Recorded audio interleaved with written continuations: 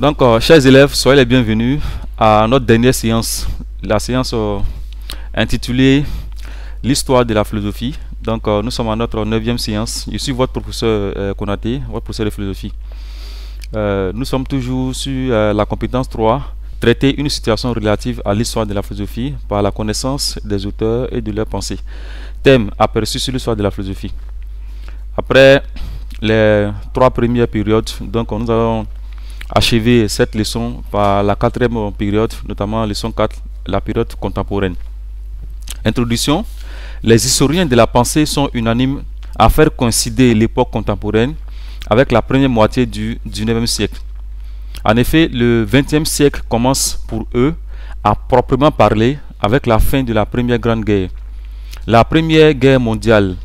D'une façon générale, l'expression philosophique contemporaine désigne l'ensemble des courants philosophiques qui sont nés de la modernité. Donc comprenez déjà en cette introduction que la période contemporaine commence au 19e siècle. Donc la période contemporaine commence au 19e siècle, mais proprement à partir du 20e siècle. Et cette période a été marquée par l'émergence des découvertes scientifiques. Voilà ce qu'il faut retenir. Donc c'est l'émergence des connaissances scientifiques, du savoir scientifique. Et on a vu les découvertes à travers cette période contemporaine, on a vu les grandes découvertes scientifiques. On a vu également l'amélioration de nos conditions de vie. Aujourd'hui, on arrive à communiquer d'ici jusqu'en France, d'ici en Europe, partout. Donc tout cela n'a été possible que dans cette période contemporaine. En grand A, nous allons voir un concept, notamment l'épistémologie.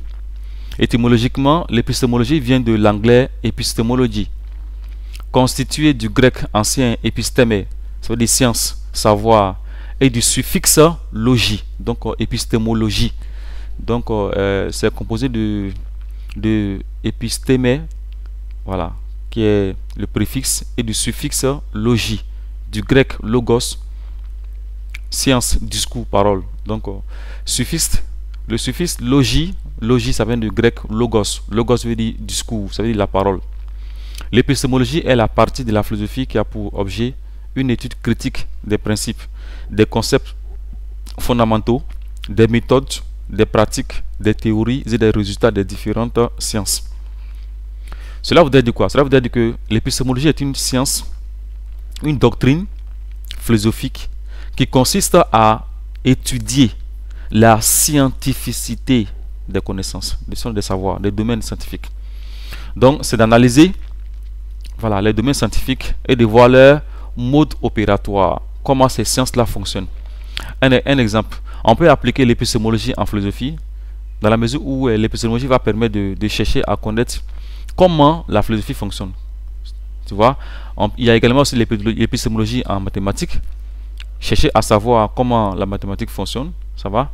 En les considérant du point de vue de leur évolution, l'épistémologie s'efforce d'en déterminer l'origine logique, leur valeur, leur portée scientifique et philosophique. Donc, l'épistémologie consiste à chercher à comprendre le mode de fonctionnement des différentes sciences, que ce soit la mathématique, que ce soit la philosophie, que ce soit la logique. Donc, l'épistémologie se donne comme mission de chercher à comprendre, chercher à comprendre le fonctionnement de ces domaines.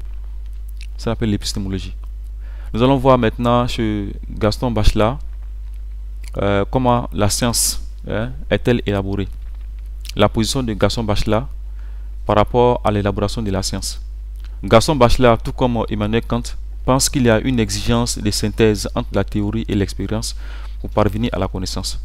Nous avions vu que chez Emmanuel Kant va venir dans un contexte où il y a les rationalistes dont le chef de file est René Descartes et les empiristes dont le chef de file est John Locke. Donc ils vont s'affronter, mais ce sera pas l'affront ne sera pas basé sur le muscle, mais sur les échanges intellectuels. Les rationalistes, dans l'élaboration de la connaissance, diront que c'est par la raison seulement que l'homme accède justement à la connaissance.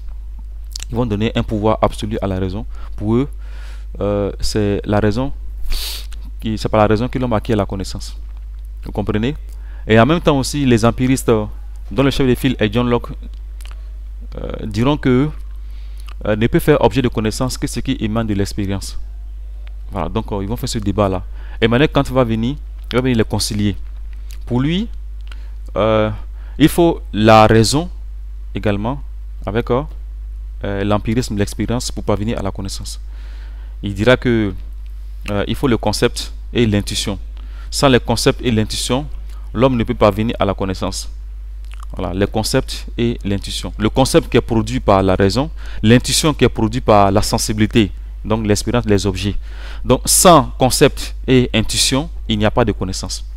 Gaston Bachelard va prolonger cette pensée kantienne en disant que il faut l'expérience, la raison et l'expérience.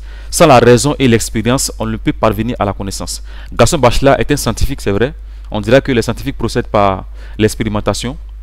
Ils observent d'abord, ils émettent des hypothèses et ils vérifient par la suite. On est d'accord? Les scientifiques, surtout les sciences expérimentales, ils font des observations, ils émettent des hypothèses et ils vérifient. Mais l'expérimentation se fait à partir de quoi? À partir d'un dispositif expérimental. Donc, ils font des observations à partir d'un dispositif expérimental et après, ils vérifient cela. Donc, la science émane de l'expérience. Mais Emmanuel Kant, pour lui, la science, pour pouvoir faire l'expérience, il faut la raison. Expérience sans raison n'a pas de sens pour lui. Ça va? Et la raison également, sans expérience, est vide. Puisque cette raison-là, il faudrait l'expérimenter pour transformer cela en connaissance. Donc Gaston Bachelard également va continuer, va faire un prolongement de cela en disant que il faut la raison et l'expérience pour parvenir à la connaissance. Pour Gaston Bachelard, toute connaissance naît du juste milieu entre le rationalisme et l'empirisme. Ce qui veut dire qu'elle n'est pas le produit de la pensée seule ou de l'expérience seule, mais provient de la synthèse entre la pensée et l'expérience. Ainsi, dans Nouvel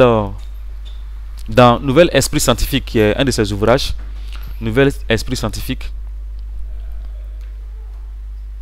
il écrit: quand on raisonne, il faut expérimenter. C'est ce qu'il disait tantôt. Il dit: quand on raisonne, il faut expérimenter. Quand on expérimente, il faut raisonner. C'est dire que chez Bachelard, la science s'acquiert que par la fusion entre la théorie et l'expérience. Voilà, donc entre la théorie et l'expérience. Pour lui, l'empirisme a besoin d'être compris. Le rationalisme a besoin d'être appliqué. Voilà, donc sans les deux, il n'y a pas de connaissance. Un empirisme sans loi claire, c'est-à-dire sans la raison, sans loi coordonnée, sans loi déductive, ne peut être ni pensé ni enseigné. D'accord? Un rationalisme sans preuve, puisque tu as la raison, mais il faut des preuves palpables. Un rationalisme sans preuve palpable, sans application à la réalité immédiate, ne peut pleinement convaincre. Un exemple, tu conçois une maison en tête, mais la maison est dans ta tête, donc c'est construit dans la tête, donc c'est de façon raisonnable. Mais si cette maison n'est pas, je veux dire, transformée, il n'y a pas de représentation entre ce qui est dans la tête, dans la raison, et la réalité, il n'a pas de sens. Donc c'est ce que Gaston Bachelard dit: la raison sans l'expérience est vide, ça n'a pas de sens. On prouve la valeur d'une loi empirique en faisant la base d'un raisonnement. On légitime un raisonnement en faisant la base d'une expérience.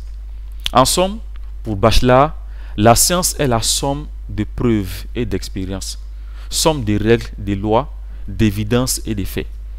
Donc, ce qu'il faut retenir chez Gaston Bachelard, c'est que l'expérience, la science s'obtient à partir de la raison et justement de l'expérience. C'est avec les deux que l'homme parvient à la connaissance. Voilà.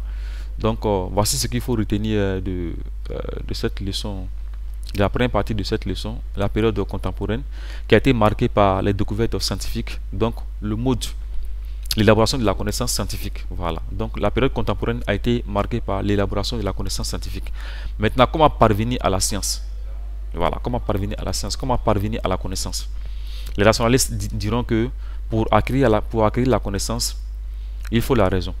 Ils donneront un pouvoir absolu à la raison. Les empiristes diront également que pour parvenir à la connaissance, il faut l'expérimentation, il faut l'expérience. On ne peut faire objet de connaissance que ce qui émane de l'expérience. Si je connais une chose, c'est parce que j'ai d'abord préalablement, ou bien j'ai préalablement expérimenté cette chose. Voilà. Un exemple, pour que l'enfant puisse savoir que le feu brûle, il faut qu'il touche le feu. Ça va. Mais les empiristes oublions que l'homme peut connaître des choses sans avoir expérimenté. Voilà. Si on se réfère à Platon, qui dira que l'âme a acquis la science dans un monde antérieur, avant de descendre dans le corps.